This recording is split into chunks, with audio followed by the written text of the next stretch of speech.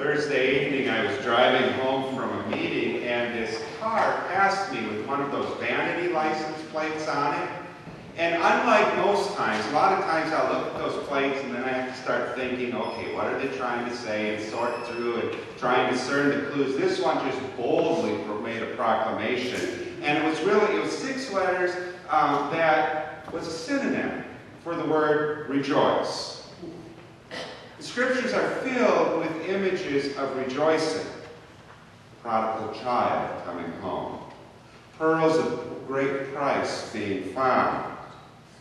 And this lost sheep being found while 99 are safe at home. Too quickly, I think, we think of that lost sheep as somebody who's just wandered away from the church, and we translate that as, oh, that's somebody who stopped coming, and all of that sort of thing. But I think Jesus is telling an even deeper story.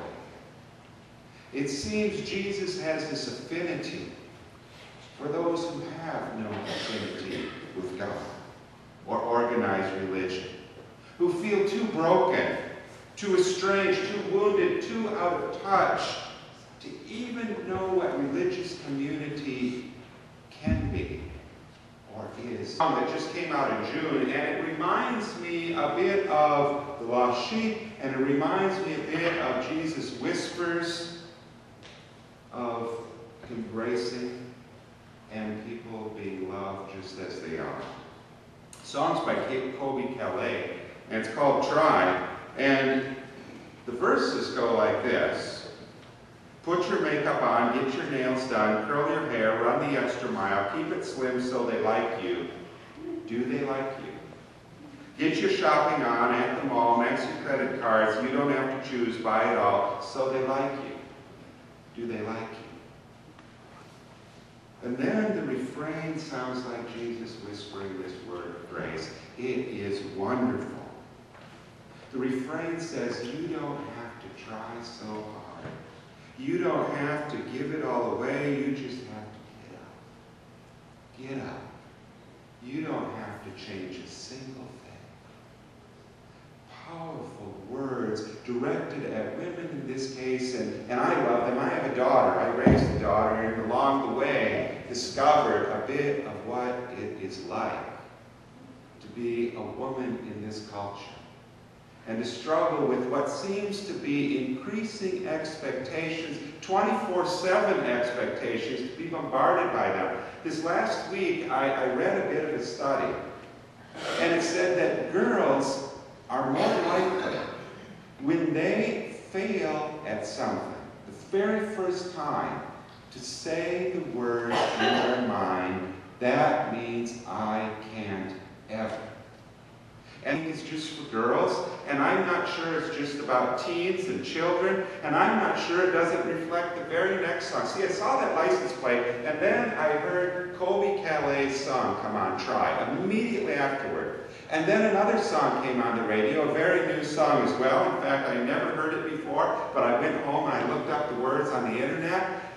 It's a song called Flaws. And it's sung by a grown man who sings these words, there's a hole in my soul and I can't feel it. And the video is filled with images of people on the fringes.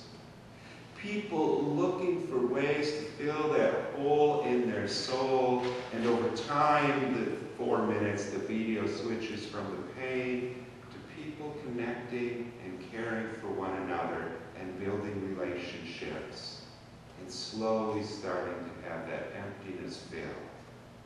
But still, there's that hole in the soul. So many. Yesterday, 8 of us went down to the Healthy Church Initiative. A few of us didn't go down the day before. 5 of us didn't. That meant we left at 6 a.m. We got to see the sun rise over Fergus Falls. Well, before we reached Fergus Falls, just before. And on our way home, we got to see the sun set just as we passed Fergus Falls. It was a long day. But it was a good day, and it was a powerful thing to go with 8 people to Savage, Minnesota, 8 people who went because they feel a love for this church church and a love for God and are concerned about what is becoming in many churches, and this church as well, this downhill slide in attendance and members. And they want to do something to connect with God and somehow be part of becoming vital and healthy and reaching out and growing again. And it's hard to describe what the Healthy Church Initiative is in a short way, but I'd like to tell you a story of Detroit Lakes that just went through the Healthy Church process. About 3 years ago they started it. Then last year, coming out of that process, they realized something. They realized that a lot of people weren't free on Sunday mornings, that a lot of families weren't free on Sunday mornings, and they decided to start something on Wednesday nights so that younger parents could come and gather and talk and hear a little bit, have some of their questions about the Bible and faith answered. And so that their kids could have a Sunday school experience, but on a Wednesday night. In their community, that night just happened to work, and they gather around food. And as they experienced that for a year, there was a second part of that. Healthy Church Initiative had suggested to their church, and each church gets different recommendations, but in their case, a second worship service. And you have to know, when they started this process, they didn't even know how they would get a team together. They knew they had a tiny Sunday school with 2 Sunday school teachers. They didn't know how they'd get any young people on the team. And slowly, as they just went through the work, people began to be interested in what they were doing. And so this last year, they decided to work towards starting that second worship service. And they looked at their Wednesday night time. And they did a few things with that. The first night that they worshiped together, they still do their Sunday worship, but the first night of this Wednesday worship service, they had 122 people in attendance.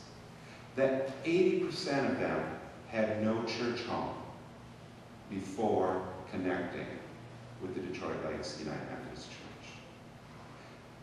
122 people in this district made that worship experience the 10th largest average worship experience of United Methodists in the district. Healthy Church Initiative is about seeing the needs and those people, especially that are kind of lost, that feel that hole in their soul, that are looking possibly for ways to connect but don't even know how to connect with church in the first place, and finding ways of connecting, finding ways of finding people, if you will. So, I saw this license plate, and it was so obvious I just wanted to start cheering. The license plate had these 6 letters on it, A-N-U-P-A-M, a new Pam. And I just wanted to cheer. I wanted Pam to know, whoever she was, that I'm happy for you. She's driving down the road at this light, a new Pam. I don't know if she stepped out of an abusive relationship. I don't know if she broke free from an addiction. I don't know if she beat cancer. I don't know if she had a rollover with her other car in a near-death experience. I don't know what happened. Maybe she found Jesus. I don't know. But she was proclaiming life was new for her. And Jesus wants us to be the people who can help lead others to those sorts of proclamations that somehow, because of Jesus and the people of grace, I've been made new, that my life is different, that I am freer, that I can celebrate. Jesus invites us to be part of making others new. And I can't think of anything more exciting than being part of another person's new life, another person's new beginning. Will we work at helping others become? And how will we work at just stepping alongside and celebrating the experiences when